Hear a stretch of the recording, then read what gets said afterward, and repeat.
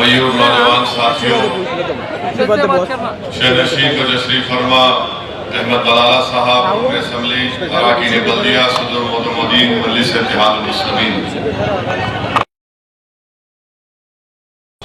के किसी एक अहम काम की वजह से मोहतरम जनाब अकबरुद्दीन ओवैसी साहब आज के इस जलसे में शिरकत नहीं कर सके, तो इंशाअल्लाह मुझे यकीन है कि इंतखाबी मुहिम के अख्ताम से पहले इंशाअल्लाह वो दोबारा एक जलसा यहाँ पर करने की हम कोशिश करेंगे, क्योंकि वक्त बहुत कम है।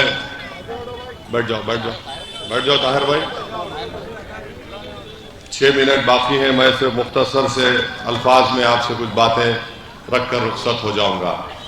सबसे पहली बात तो यह है कि ये पार्लियामेंट का इलेक्शन हिंदुस्तान की तारीख का सबसे अहम और ख़तरनाक पार्लियामेंट का इलेक्शन है, और मैं इसलिए कह रहा हूँ क्योंकि शाहिदी ऐसा पार्लियामेंट इलेक्शन, मुल्क के जो ऐसे हालात में इस तरह का पार्लियामेंट इलेक्शन हो रहा है, और आप जानते हैं मुल्क के हालात क्या हैं, तो सबसे पहले मेरी आपसे गुजारिश है कि 13 तारीख के दिन आपकी, हमारी, सबकी जिम्मेदारी ये है कि हम अपने एक वोट का सही इस्तेमाल करें, अपने पूरे अफराद ख़ानदान को लेकर जाएं, और 13 तारीख माने 11 तारीख के दिन इंतखाबी मुहिम अख्ताम को पहुंचेगी। हफ्ते का दिन इतवार है, 12 और 13। तो बहुत से लोग ये प्लान बना चुके हैं कि हम लोग 3 दिन की छुट्टी मनाएंगे। मेरे भाई जो इस तरह का प्रोग्राम बना रहे हैं कि ऐसा ना हो कि हमेशा के लिए आपकी हमारी छुट्टी ना हो जाए, तो इसलिए आपको अपने वोट का इस्तेमाल करना है, और वोट का इस्तेमाल इसलिए आपको करना है क्योंकि बीजेपी भारत की कॉन्स्टिट्यूशन को, संविधान को, आइन को या तो मुकम्मल बर्खास्त कर देगी या ऐसे तरमीमात लेकर आएगी कि इस मुल्क से बेसिक स्ट्रक्चर नाम की कोई चीज नहीं रहेगी। बेसिक स्ट्रक्चर चला जाएगा तो इक्वालिटी चला जाएगा, सबसे बड़ा नुकसान। दफा 29 और 30 के तहत अक़लियतों को अपनी तहजीब की हिफाजत का मौका मिलता है, और फिर दफा 30 के तहत हम अपने पसंद के तालीमी इदारे खोल सकते, चाहे मदरसे हो, मेडिकल, इंजीनियरिंग कॉलेज, स्कूल हो। बीजेपी उसको खत्म करने की कोशिश करेगी। हमारे दलित भाइयों का, ओबीसी भाइयों का, मुस्लिम अक़लियत का रिजर्वेशन खत्म कर देगी बीजेपी।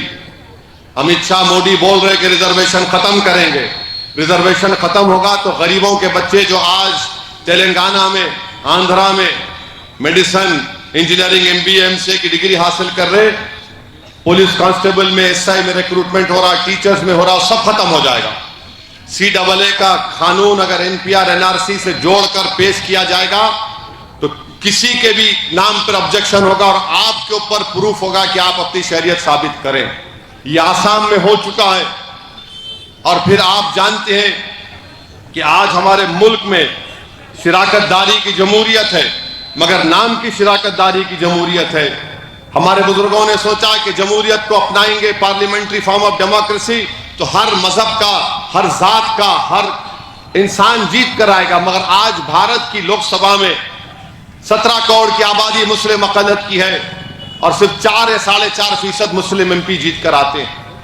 आप अंदाजा भी नहीं कर सकते कि लोग मुल्क के कोने कोने से मुझे पैगाम भिजाते हैं कि असद साहब, कोई जीते ना जीते आप तो जीत कर जाना चाहिए मेरे भाई। कोई तो हमारे आंसुओं को बयान करेगा, कोई तो लड़ने वाला होगा।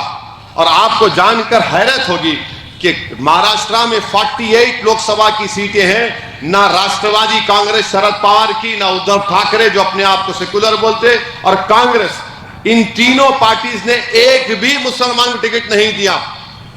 और इम्तियाज जलील सिर्फ एक है जो लड़ रहा है इलेक्शन, जो मौजूदा रुकने पार्लिमान है औरंगाबाद का। और सुनिए, इन पार्टीज ने छत्तीसगढ़, मेघालय, नागालैंड, सिक्किम, त्रिपुरा, गुजरात, मध्य प्रदेश, राजस्थान, अरुणाचल, गोवा, हिमाचल, झारखंड, महाराष्ट्र, मणिपुर, मिजोरम, पंजाब, तमिलनाडु और उत्तराखंड में टिकट ही नहीं दिया। तमिलनाडु में एक मुस्लिम लीग को अलायंस से मिला।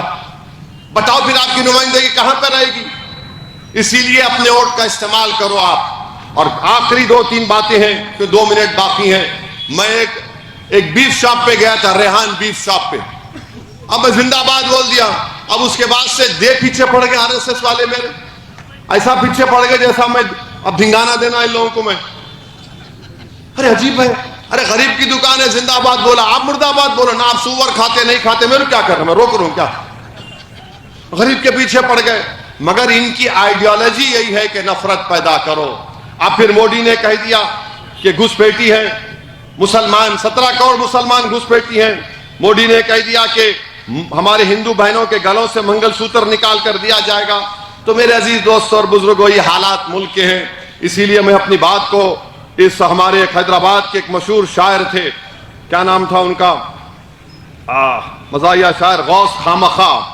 تو غوث خامخواہ صاحب کو اللہ مغفرت کرے، انہوں نے ایک اچھی بات کہی تھی مودی کے بارے میں. اس پہ ختم کرتے ہیں کہ مسلمان عورتوں کی جھوٹی فکر ہے، روزانہ عورتوں پہ ظلم کر رہے، نہیں بولے تو سنتے نہیں. کرنے کے جو کام ہے وہ جیسے کہ ویسے ہیں، نہیں کرنے کے کام کر رہے، نہیں بولے تو سنتے نہیں. ہندو مسلمان کر کو اپنے گھر کو راشن بھر لے رہے، دیش کے لوگوں کو بھوکا مار رہے، نہیں بولے تو سنتے نہیں. ریل بھی بیچتا ہوں، BHL بھی بیچتا ہوں، بولے تو چنچگوڑے کی جیل بھی بیچتا ہوں. کیسے تاناشاہی کر رہے، نہیں بولے تو سنتے نہیں. اب بچوں پہ اس کے بچے اس کے بچے کتنے ہیں گنتے پھر رہے، دوسروں کے گھر میں جھانکتے پھر رہے، نہیں بولے تو سنتے نہیں.